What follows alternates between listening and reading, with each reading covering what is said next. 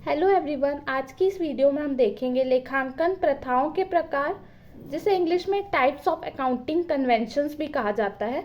इसमें पहला प्रकार है रूढ़िवादिता की प्रथा, या इसको इंग्लिश में कन्वेंशन ऑफ कंजर्वेटिव्स भी बोलते हैं। तो नाम से ही समझ आ रहा है, रूढ़िवादिता की प्रथा मतलब क्या कि आप जो भी आपको संभावित हानि लग रही है कि भविष्य में आपको हो सकती है, वो आपको अभी से अपने बुक्स ऑफ अकाउंट में दिखाना है, अभी से उसकी तैयारी करके रखना है। लेकिन यदि आपको कोई संभावित लाभ की सिचुएशन दिख रही हो कि भविष्य में आपको कोई लाभ भी हो सकता है जो भी कंफर्म ना हो, तो आप ऐसा कोई भी लाभ जो है अपने बुक्स ऑफ अकाउंट में नहीं दिखाएंगे। ये इस प्रथा का मेन कॉन्सेप्ट है। इसका उदाहरण क्या है कि हम अपनी संपत्तियों को हर साल ह्रास की अमाउंट को डिडक्ट करने के बाद अपने चिट्ठे में दिखाते हैं। क्यों?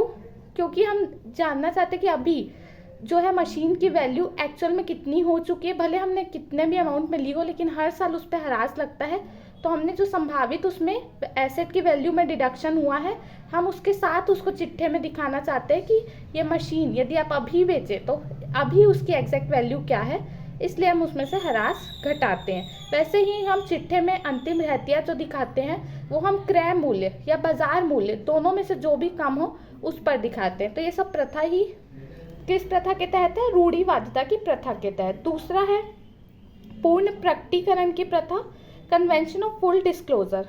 इसका मतलब कि आपको अपने बुक्स ऑफ अकाउंट में सारी चीज़ें डिस्क्लोज करनी है।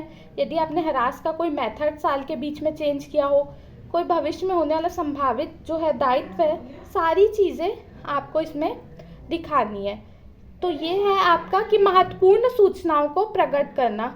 अगला है फिर आपका नियमितता की प्रथा, जो है कन्वेंशन ऑफ कंसिस्टेंसी। मतलब आप यदि ह्रास का कोई मेथड लगा रहे हैं, तो ऐसा नहीं कि इस साल आपने स्थायी पद्धति लगा ली, फिर अगले साल आपने रिड्यूसिंग बैलेंस मेथड लगा लिया। आपको एक कंसिस्टेंसी रखनी है ताकि वो बुक्स जो है यूज़र के काम की हो। फिर उसके बाद है आपका सारता की प्रथा। मतलब आपको बुक्स ऑफ अकाउंट में सारी चीज़ें दिखानी है, लेकिन वो जो यूज़र के हिसाब से इम्पॉर्टेंट भी हो, बहुत इररिलेवेंट इन्फॉर्मेशन से आपको अपना बुक्स ऑफ अकाउंट भरना नहीं है। जैसे कि आपने 1 रुपये 75 पैसे, तो इतना नहीं, आपको क्या करना है, राउंड फिगर में चीज़ें दिखानी है। आप पैसे हैं जैसे कि 10 रुपये 75 पैसे, तो आप उसको 10 या 11 रुपये दिखाइए, 75 पैसे इग्नोर कर दीजिए। ऐसी ये वाली चीज़ें आपको मेंटेन रखनी है कि मेन जो चीज़ें हैं वो आप अपने बुक्स ऑफ अकाउंट में दिखाएं, ताकि यूज़र्स के लिए आपके बुक्स ऑफ अकाउंट को पढ़ना समझना ईजी हो।